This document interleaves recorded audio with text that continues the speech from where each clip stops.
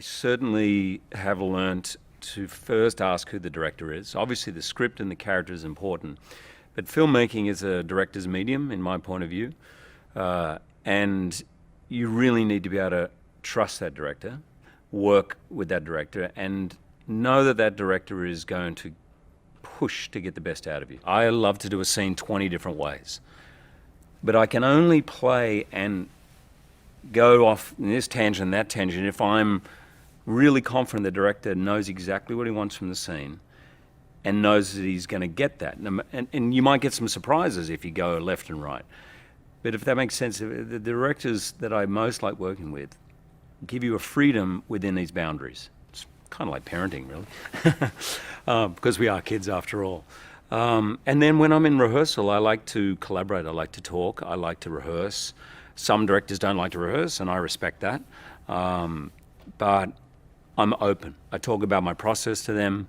I talk about how I'm feeling. I talk about questions I have, even ones that might appear or I'm worried are stupid questions. I'll always get them out, because I think the last thing you ever want to have in front of the camera is doubt in any way, shape or form about the character you're playing, about what story you're trying to tell, about what you're trying to achieve.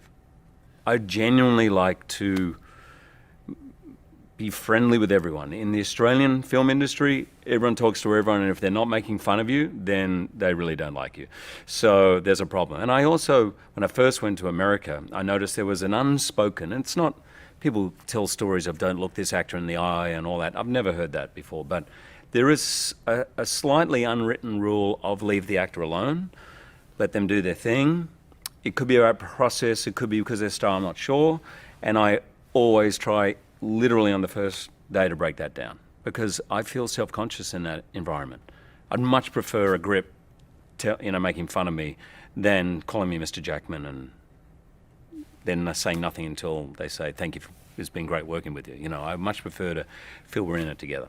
When I first began to get over my nerves of auditioning, I used to always go into an audition as though it was a rehearsal, more like the first rehearsal.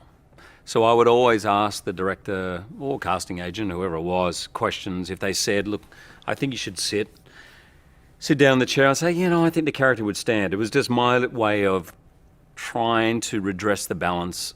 And so it wasn't just, you've got all the power and I'm trying to please you, but rather we're trying to work together.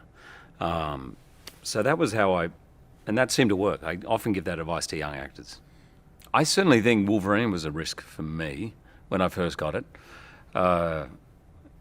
Thankfully, nobody really knew who I was. I mean, in the comic book, he was 5'5" and not really the kind of personality that I am. So no one really knew that, so I got to, thankfully, just go in and audition. But I had never heard of X-Men.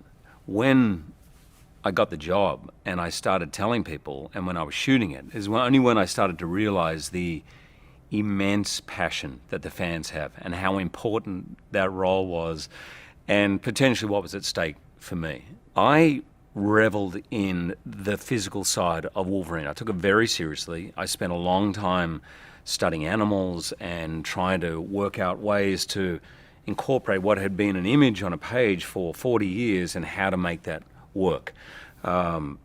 The art in the comic books itself was really informative. I used to some of those moves are in there, and those artists, their economy, how they can tell so much of an entire fight in maybe 8 frames, it was extraordinary. So I really drew on them, and the movement to me has always been very important. I will spend sometimes hours walking around a room, inhabiting a character, and I might just start from the top down or from the feet, from the toes, right through to the top of my head, imagining how that character walks, how that character sits, how that character holds himself when they're angry, how they sleep, all that stuff, because it really informs how you play the character. I remember Ian McKellen saying to me, just because it feels uncomfortable doesn't mean it's not good. And I remember doing the first X-Men movie, I came in late, I felt a bit behind the 8 ball. I started shooting 4 weeks into filming because I was replacing the guy who was playing the role. So I came in feeling a bit behind the 8 ball, and there was a rhythm going, and I just felt a bit uncomfortable, and I I remember him giving me that advice. He goes, your stuff is good. And even if it feels uncomfortable, that can sometimes be right. I think so often, not only on film, but in life, we so want to feel comfortable, but that doesn't always bring the best results. If I look back, I think some of my more successful things, in my point of view, have been the things I've been most nervous about and probably most unsure when I began. There's something about jumping off that cliff, which means you end up going for broke and probably end up taking a few more risks, if you know what I mean. And I would say that to young actors. It's okay, be nervous. Say you're nervous. I used to, by the way, for 20 years I never did. I hid it, tried to hide it. Say it, and it's usually relieving to everyone around you.